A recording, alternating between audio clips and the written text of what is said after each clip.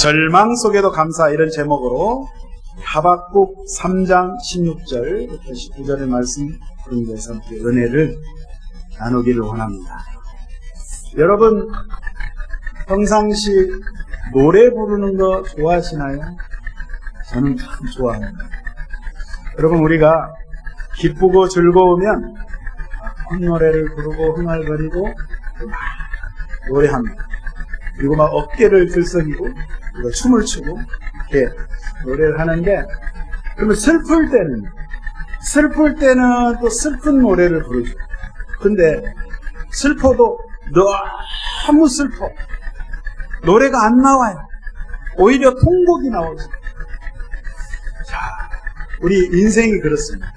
희노애락이 다 있는데, 오늘 함께 봉독한 이 말씀, 구약시대 때 하박국 선지자가 활동하던 이 시대에 이 하박국 선지자가 오늘 노래한 내용입니다.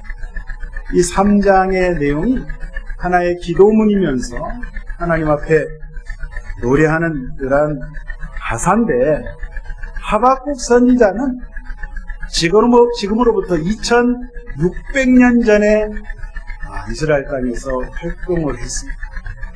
하나님의 말씀을 선포했던 선지자인데, 그때 당시 정황이 이미 북쪽에 있는 북왕국 이스라엘 왕국은 아수르 대제국에 의해서 패망했어요. 멸망했어요. 북이스라엘 왕국은 그냥 흔적도 없이 사라지고 사람들이 흩어져 버리고, 이제 아수르가 점령해서 백성들이 고통 가운데 살아가는 그러한 정황입니다. 그랬을 때 이제 남유다, 남쪽에, 우리 같으면 대한민국 남쪽에 있잖아요. 이 남유다 왕국도 지금 풍전등화와 같은 그런 상황 가운데 있어요. 백성들로부터 시작해가지고 신하들, 왕에 이르기까지 모든 사람들이 하나님의 말씀을 저버리고 그들이 불순종하고 우상숭배하고 음란하고 방탕하고 도둑질하고, 나라 전체가 차마 하나님이 눈뜨고 볼 수 없을 정도로 죄가 극에 달한 그런 상황 가운데 이 하박국 선지자가 하나님의 말씀을 전하면서 너무너무 슬퍼한 거예요. 에레미야 선지자처럼 너무너무 고통스러운 거예요. 하나님의 마음을 그가 그 현장을 보면서 느낀 거예요. 그래서 눈물로 하나님 앞에 기도를 합니다. 나라가 이제 이렇게 위태롭고 곧 망할 상황인데, 이 백성들은 이 앞전에 저 북쪽에 있던 이스라엘 왕국이 하나님의 말씀을 듣지 않고 패망한 것을 눈으로 봤음에도 불구하고 돌이키지 아니하고 하나님 앞에 회개하지 아니하고 여전히 죄악 가운데 있는 것을 보고 하나님 앞에 이렇게 기도하며 노래를 하는데, 여러분, 이 하박국 선지자의 이름이 이런 뜻을 가지고 있어요. 이 히브리어로 하박 따라했습니다. 하바크라는 말이 얼싸안는다, 호응한다, 껴안는다, 껴안고 씨름한다, 이런 뜻을 가지고 있어요. 그러니까 이 하박국 선지자는 이 나라와 민족의 그런 문제, 백성들의 그런 문제를 놓고 그들을 영적으로 끌어안고 하나님 앞에 눈물로 통곡하면서 절규했던 이런 선지자인데, 이 오늘 하박국 선지자가 그때 상황이 어떤 상황인지를 오늘 함께 봉독한 16절에 이렇게 설명하고 있습니다. 한번 보겠습니다. 16절에 내가 들었으므로 내 창자가 흔들렸고 그 목소리로 말미암아 내 입술이 떨렸도다. 무리가 우리를 치러 올라오는 환난 날을 내가 기다림으로 썩이는 것이 내 뼈에 들어왔으며 내 몸은 내 처소에서 떨리는도다. 이 말이 무슨 말이냐면요, 지금 하나님의 계시, 묵시를 통해서 이 하박국 선지자가 재앙이 이 민족 가운데, 이 백성들 가운데 몰려오고 있는, 다가오고 있는 그 재앙의 소리를 들었다 이 말이에요. 그 강력한 제국인 바벨론, 신바벨론 이 제국이 일어나서 지금 유다 왕국을 침공해서 쳐들어오는 이런 상황 가운데 지금 너무너무 두렵고 떨려서 오늘 표현하기를 내 입술이 떨리고 내 뼈에 뼛속에 뼈가 녹아내릴 정도로 다리가 후들후들 떨리고 내 마음을 주체할 수 없을 그럴 정도로 두렵고 떨려서 여러분 너무 무서우면요 악소리가 아닙니다. 소리가 맞아. 내 심령, 내 영혼 깊숙이 내 속으로부터 그 공포, 두려움을 느끼기 때문에 그냥 사시나무 떨듯이 떠는데 하나님 앞에 이 하나님의 심판의 말씀을 듣고 너무너무 두려웁니다. 너무너무 고통스러운 거예요. 이것을 오늘 16절에 그렇게 표현하고 있습니다. 하박국 선지자 입장에서 하나님 앞에 기도합니다. 하나님, 이 백성이 이렇게 돌이키지 않습니다. 그런데 가만히 하박국이 이렇게 생각을 해보니까 아니 이 유다 민족보다도 더 나쁜 놈이, 더 악한 이 백성들이 저 우리를 쳐들어오는 바벨론 제국이란 말이에요. 바벨론 제국이 더 우상숭배하고 하나님을 전혀 모르고 죄악에 빠져서 그렇게 살아가는데 왜 하나님 저들을 심판하시지 왜 우리 민족 유다를 심판하십니까? 저는 이해가 안 갑니다. 제 수준에서는, 제 영적인 수준에서는 도대체 접수가 안 됩니다. 라고 하나님 앞에 반문하는 것이 1장과 2장의 내용입니다. 그럼에도 불구하고 오늘 하박국 선지자는 내가 모르는 부분이 있지, 하나님의 큰 뜻이 있을 거야 라고 그 믿음을 가지고 하나님의 그 공의와 주권을 절대적으로 믿었다 이 말이에요. 저와 여러분이 신앙생활 할 때도 마찬가지입니다. 때로는 내가 내 신앙의 경험, 내가 알고 있는 하나님의 말씀의 수준에서 하나님의 행하심을 이해하지 못하고 깨닫지 못하는 그럴 때가 있어요. 비록 그러지만 내가 지금은 깨닫지 못하고 하나님의 뜻을 알지 못하지만 분명히 하나님 내가 알지 못하는 크고 오묘한 비밀, 그것이 있을 것이다 라고 생각하시고 여러분 그 믿음을 가지고 하나님의 언약하신, 약속하신 그 언약의 약속, 여기 기록된 그 말씀을 붙잡고 나아가시면 반드시 저와 여러분에게 큰 은혜를 주시고 내가 생각지 못한 하나님의 방법으로, 기가 막힌 방법으로 하나님께서 저와 여러분을 크게 축복하실 줄로 믿습니다. 여러분, 이 고난 중에 있을 때 사실 우리 감정은 흔들려도 믿음이 흔들려서는 안 된다는 거예요. 이 하박국 선지자가 그렇게 했습니다. 진정한 믿음은 평안할 때보다도 혼란과 고난 중에 정말 우리 주님을 신뢰하는 그 신앙이 진정한 참 신앙인 줄로 믿습니다. 그래서 오늘 여기 17절부터 보니까요, 이 고난과 환난 중에 하박국 선지자의 태도가 나옵니다. 한번 보도록 하겠습니다. 17절. 비록 무화과 나무가 무성하지 못하며 포도나무에 열매가 없으며 감람나무에 소출이 없으며 밭에 먹을 것이 없으며 우리의 양이 없으며 외양간에 소가 없을지라도, 여러분 이 환경이, 이런 상황을 한번 생각해보세요. 지금 우리가 복음성가를 통해서 우리 늘 기율동하면서 무화과 나무 잎이 마르, 이게 늘 우리가 이렇게 막 재밌게 부르지만 이 내용을 보면 아니 먹을 식량이 없다니까요. 농사를, 보리 농사, 밀 농사를 지었어요. 그때는 농경사회니까 농사를 지었는데 수확한 게 없어. 그리고 과실수가 다 말라 비틀어지고 열매를 못 내죠. 네? 외양간에 소도 없고 울타리 안에 양도 없어요. 또 오늘날로 말하면 돈 좀 벌어보겠다고 내가 투자를 했어요. 부동산에 투자를 했어요. 주식 투자를 했어요. 코인도 합니다. 우리가 열심히 공들여서 애쓰고 힘썼는데 사기를 당했든지 하여튼 문제가 생겨가지고 완전히 무너졌다는 거예요. 상거지가 됐어요. 여러분, 상거지가 뭔지 아세요? 상거지는 거지가 옆에 있는 거지 것을 얻어먹는 것을 상거지. 그러니까 망해도 혹상 망해버립니다. 더 이상 재기불능할 정도로 망해버렸기 때문에 오늘 이 상황이 나의 죽음을 의미하는 거예요. 한마디로 말해서 내가 가진 것이 없어. 가졌던 모든 소유가 다 없어지고 완전히 초상집이 되어버렸어요. 이런 상황 가운데 오늘 하박국 3장 1절에 보니까 세상의 선지자 하박국이 어떻게 노래하고 기도하냐? 3장 1절 보면 이렇게 표현합니다. 시기 온 옷에 맞춘 선지자 하박국의 기도라. 시기 온 옷, 이게 뭔 말이냐면요, 보통 히브리인들, 이스라엘 사람들은요, 찬양이나 노래를 할 때 천천히 부르는 거예요. 템포가 빠르지 않아요.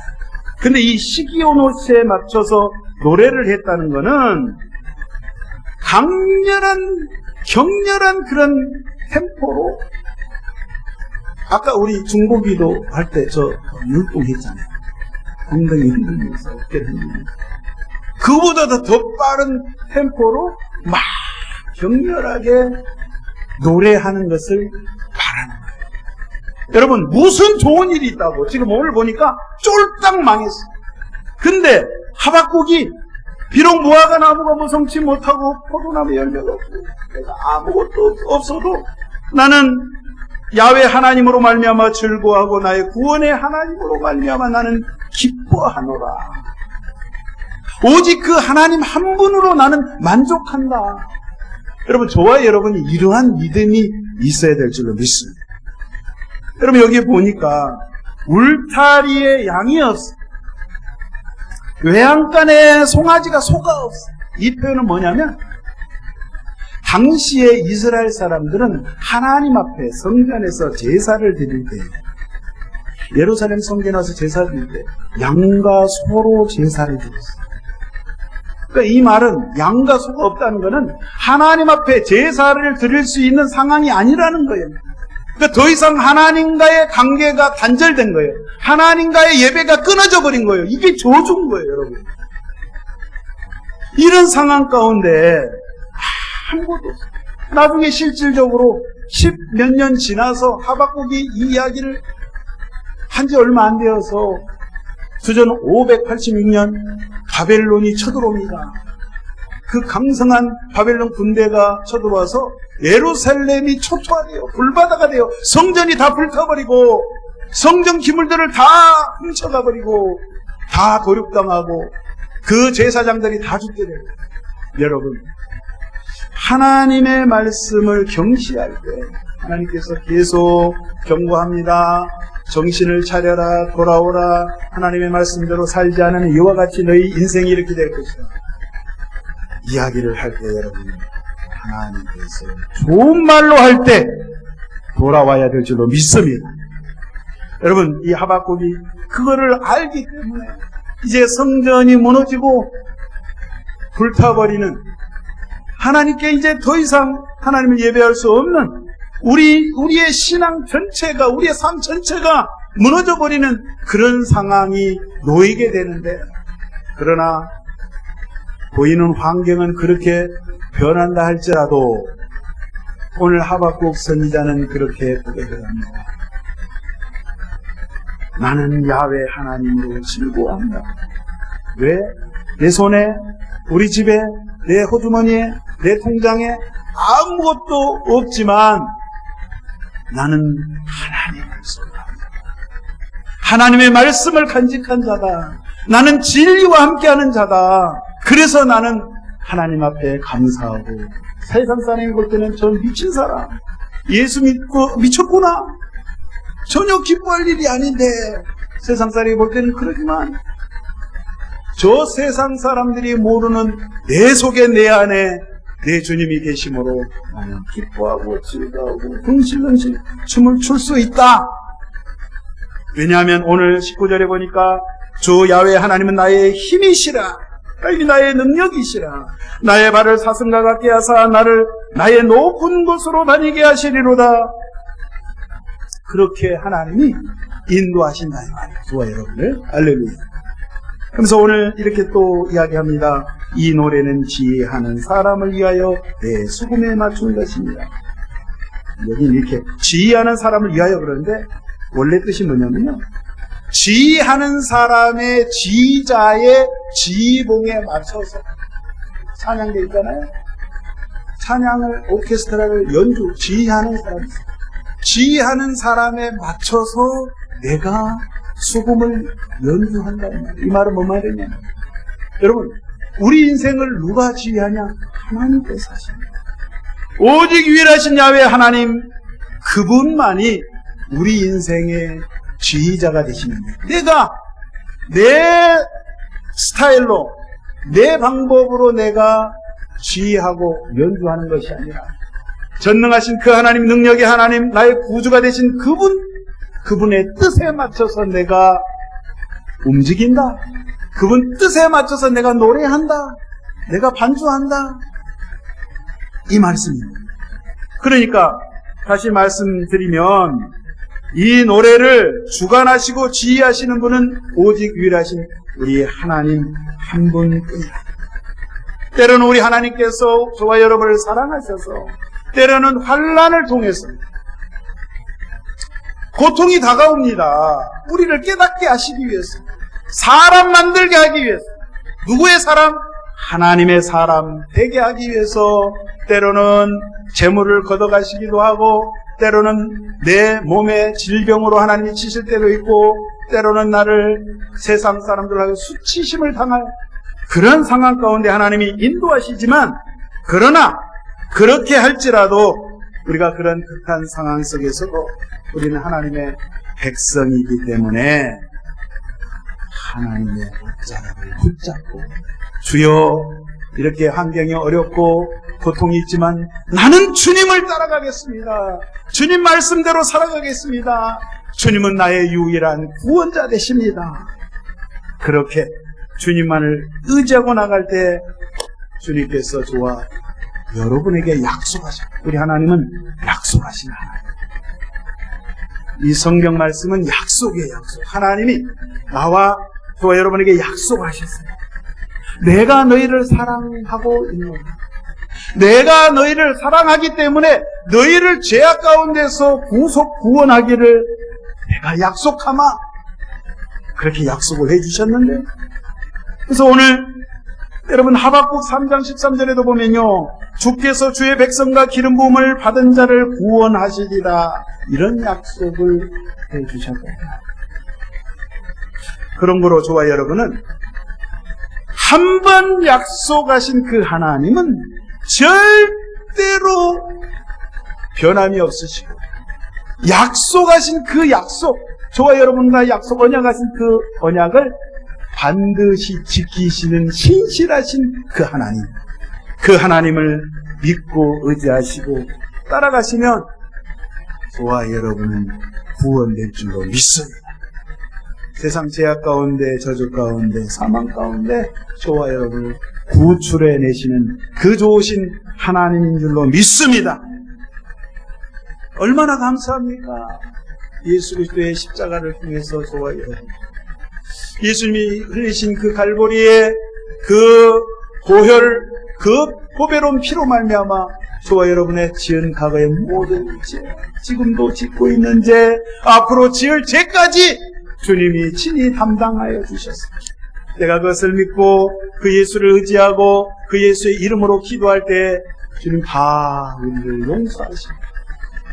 그 넓은 사랑의 품으로 우리를 품어주시고 안아주시고 우리를 영생 천국으로 인도하심을 믿습니다. 그것을 우리가 날마다 하나님 앞에 감사해야 될 줄로 믿습니다.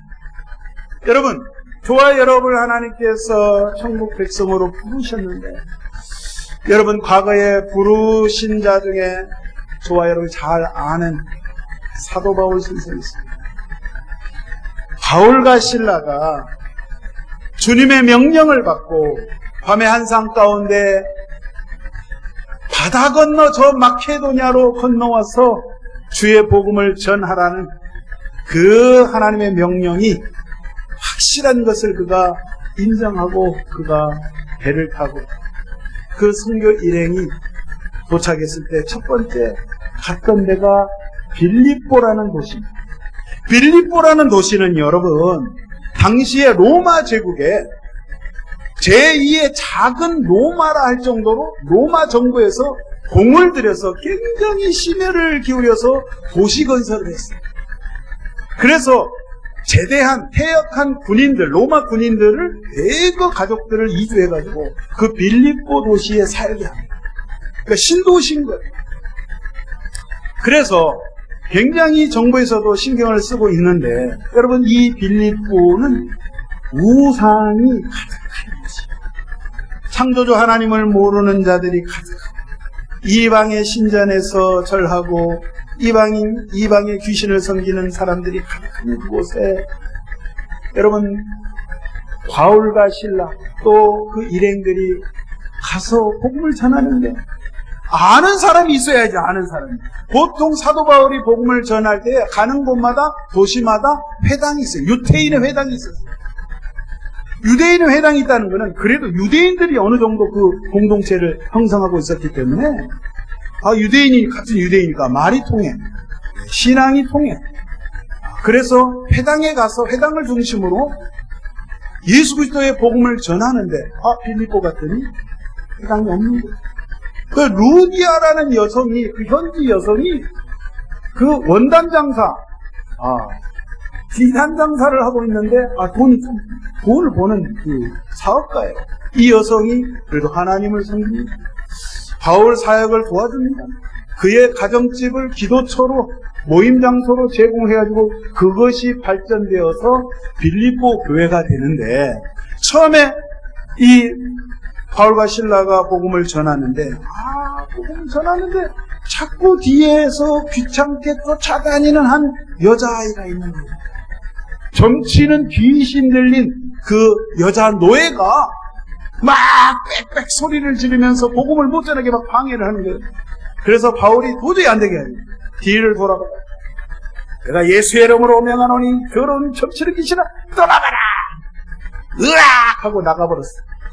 그래가지고 귀신이 나가지고 멀쩡히 돼버렸네.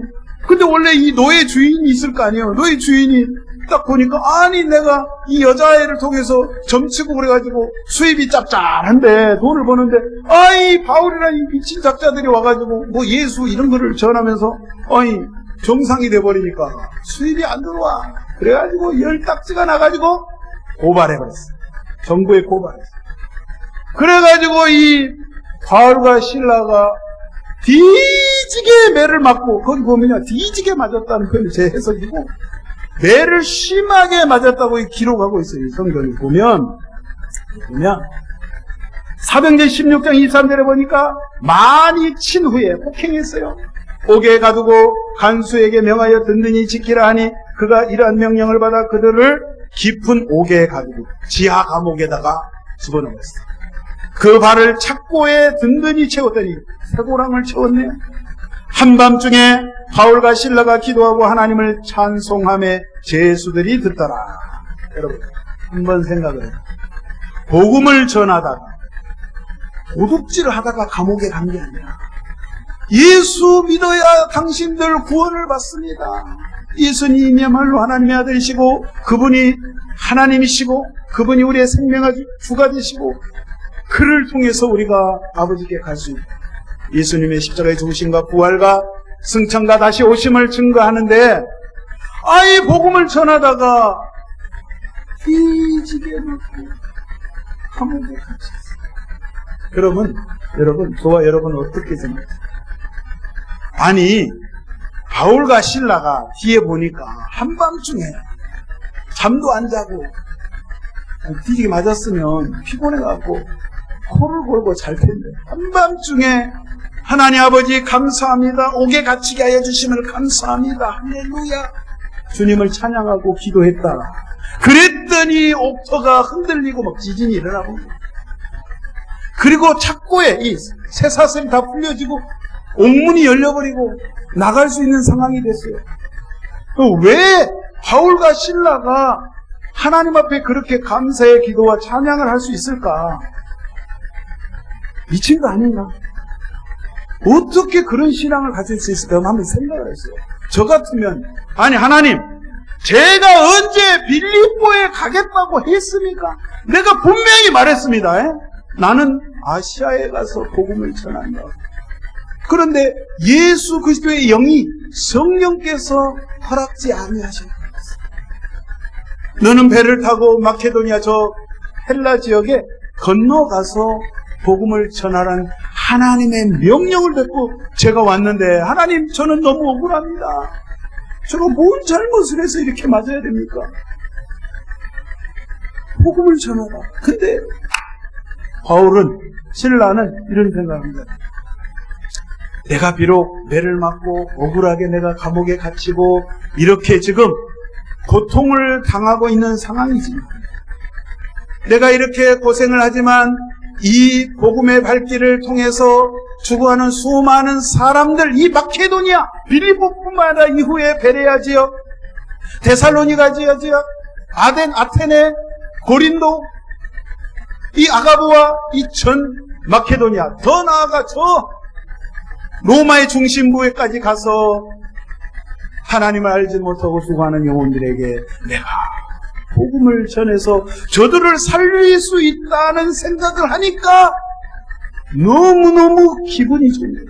너무너무 행복한 거예요. 하나님이 나를 선교사로 써주심을 너무너무 기쁘고, 제가요 중국에 20년간 사역하면서 처음에 갔는데 멋모르고,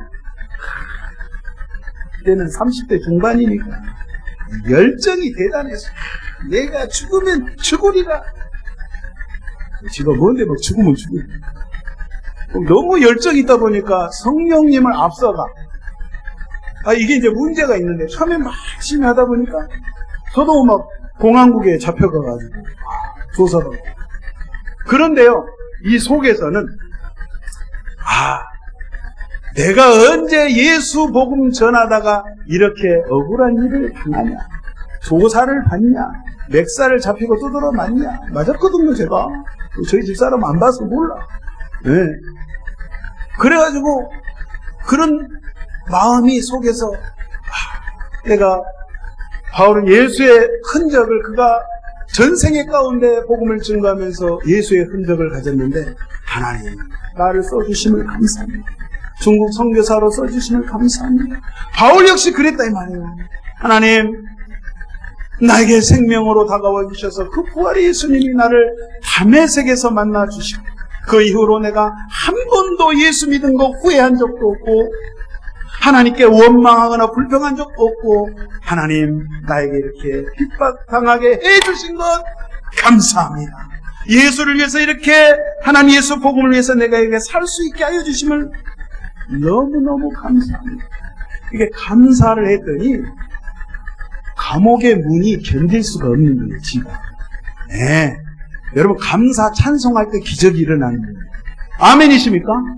원망하고 불평하면 몸이 더 아파. 안 생긴 암도 생겨버려.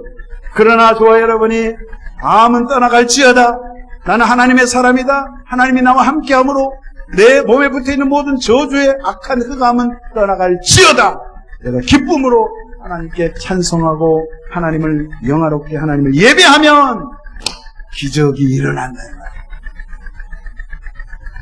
믿으신 분만 그렇게 될 줄로 믿습니다. 아멘 하신 분만 그렇게 될 줄로 믿습니다. 아멘. 아멘. 빨리 하십니다. 아무튼 간에 여러분, 저와 여러분이 오늘 이 하박국 선지자처럼 천지 만물을 창조하신 그 하나님, 그 하나님의 모든 능력을 가신 그 하나님이 나를 구원하셨다는 그 확신, 그것 때문에 기뻐하고 즐거워하고, 저와 여러분이 그렇게 해야 될 줄로 믿습니다. 여러분, 원망하고 불평하면요 끝이 없어요. 마귀는, 귀신은 다 옆에 와가지고 계속 원망해라. 계속 불평이라. 맞아, 네 말이 다 맞아. 당연히 네가 불평하는 것이 맞는 것이지 라고 내 마음 가운데 끊임없이 속상해져. 저와 여러분은 툴툴 떨어버리고 예수 이름으로 물리쳐버리고 담대히 나갈 때 승리할 줄 믿습니다. 여러분, 우리가 감사함에 있어서 사람들 유형을 세 가지 유형으로 볼 수 있어요. 첫 번째는요, 감사할 수 있는 일이 있음에도 불구하고 감사를 몰라. 하나님이 엄청난 복을 주시고 감사할 수 있는 환경에 문을 열어주시고 했음에도 불구하고 눈을 떴는데 감사가 안 나와. 과거에 이스라엘 백성들이 그랬어요.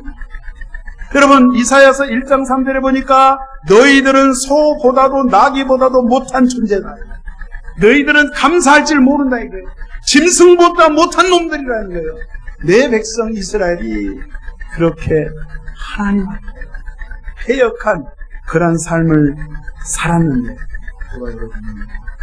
하나님 베풀어 주신 2025년 이 한 해 가운데 11개월을 우리가 그렇게 갔어요. 그것이 하나님의 은혜입니다. 내가 한 것 같지만 하나님이 이끌어 주셨기 때문에 그래도 이만큼 주님의 복을 받은 줄로 믿습니다. 두 번째는요, 감사하는 일이 있을 때만 감사해요. 그러면 되겠습니다. 요거는 감사할 만하네. 근데 요거는 좀 아닌 것 같아. 이러면 안 돼요. 항상, 언제나, 그럼에도 불구하고 하나님 감사합니다. 내가 절망 가운데 있지만, 포기하고 싶지만, 이런 상황에서 하나님, 주님, 내가 알지 못하는 하나님의 뜻이 분명히 있을 겁니다. 그러므로 저는 범사에 감사합니다. 그저 감사합니다. 아침에도 감사, 점심에도 감사, 저녁에도 감사, 한밤중에도 벌떡 자다가 일어나서 감사기도 1시간. 감사합니다. 날 구원하신 그 은혜가 너무 고맙습니다. 해가 떠도 감사, 해가 져도 감사, 비가 와도 감사, 바람이 불어도 감사, 폭풍우가 몰아쳐도 감사, 망해도 감사, 흥해도 감사. 주님, 모든 것이 다 주께로 왔으니. 사실 저와 여러분 이 세상 태어날 때 여러분 돈주머니 들고 왔어요? 양복 한 벌 입고 태어났어요? 엄마 뱃속에서 나올 때 응애 깨벗고 왔어. 아무것도 모자 하나 쓰고 장갑 하나 쓰고 나온 사람 하나도 없어요. 다 똑같이 빈손으로 왔다 빈손으로 가는 인생인데, 여러분 이 땅에 살면서, 이 땅에 어떤 사람은 20년, 어떤 사람은 40년, 어떤 사람은 70년, 80년, 100년, 120년 살다 가시는데, 이 땅에 맨몸으로 와가지고 그냥 시계 물론 짝퉁 시계지만 하나님 감사합니다. 시간만 잘 맞으면 하나님 이 안경이 잘 보입니다. 저는 요즘 그런 생각을 해요. 저도 이제 어르신들 계시지만 죄송하지만 저도 이제 한갑이 되니까 안 보이는 거는 보지 말자. 보이는 것까지만 보자. 지혜가 생기더라고요. 뭐 하려고 다 보려 그래, 세상을. 그냥 하나님이 보게 하시는 것만 보자. 안 보이는 거는 안 보이게 한갑다. 그런 생각을 하거든요. 그러니까 모든 게 긍정적으로 생각하면 그냥 다 감사. 하나님, 지금은 비록 없지만, 지금은 비록 잘 안 되지만, 망했지만, 앞으로 하나님께서 나를 잘 되게 해 주실 것을 내가 바라보니까 겁나게 감사합니다. 난 내가 지금 몸이 조금 비실비실하지만 앞으로 튼튼하게 해 주실 걸 생각하니 그런 감사를 하니까 몸이 그냥 나사버리는 거예요. 아멘이십니까? 그래서 저와 여러분은 선지자처럼 희망도 보이지 않는 그런 상황에서 감사를 할 때에, 여러분, 하나님 한 분으로 내가, 예수 그리스도 한 분으로 내가 만족합니다. 고맙습니다. 감사합니다. 그러면 온 세상을 가진 옛날 로마 황제절이 가요. 뿌듯해. 뭐예요? 뿌듯하고 그냥 너무 기쁘고, 안 먹어도 배부르고 안 입어도 따뜻하고 그렇다 이 말이에요. 마음이 중요하다. 성경은 항상 마음을 강조해요. 그래서 여러분, 저와 여러분이 항상 감사하는 마음으로 그렇게 사시면 이것을 우리가 하나님 앞에 감사할 수 있는 삶이 된다는 것입니다. 감사하며 사느냐 불평하며 사느냐, 그거에 따라 우리 인생, 남은 인생이 결정됩니다. 저와 여러분은 무엇이 행복한가? 하나님 앞에 참 큰 것은 누구나 다 감사해요. 아니, 안 보여도 하나님 너무 감사합니다. 나의 구원하심을 감사합니다. 가정도 앞으로 구원해 주심을 믿고 감사드립니다. 추수감사절 한 주간에 또 남은 한 달 반 남았는데 그저 감사합니다. 고맙습니다. 다 주님의 은혜입니다. 하나님 앞에 영광 돌리시기를, 그리하서 승리하시기를 예수님의 이름으로 축원드립니다. 기도합니다. 하나님 아버지, 너무 고맙고 감사합니다. 우리가 예수님 때문에 감사하고 하나님이 베풀으신 그 사랑에 늘 감사하는 저희들 되기 원합니다. 없는 것만 생각하고 원망하고 불평하지 말고 현재 내게 있는 것으로 하나님 앞에 너무너무 감사하다라고 하나님 앞에 찬양하며 기도하는 저희들 되게 하여 주시옵소서. 시편 50편 말씀에 주님 일찍이 말씀하시기를 감사로 제사를 드리는 자가 나를 영화롭게 하나니 그의 행위를 옳게 하는 자에게 내가 하나님의 구원을 보이리라 말씀하신 주여, 하나님 구원받은 저희 주 앞에 감사하며 믿음으로 행하게 하여 주옵소서. 하박국 선지자가 또 고백했듯이 주님 그를 통해서 말씀하셨듯이 의인은 믿음으로 말미암아 살리라 했사오니 그 고백이 나의 고백이 되게 하여 주시고 성도 모두의 고백이 되게 하여 주셔서 온전히 승리하며 주께 영광 돌리는 삶을 살아가게 하여 주시옵소서. 감사드릴 때 우리 구주 예수님의 이름으로 감사드리고 합니다.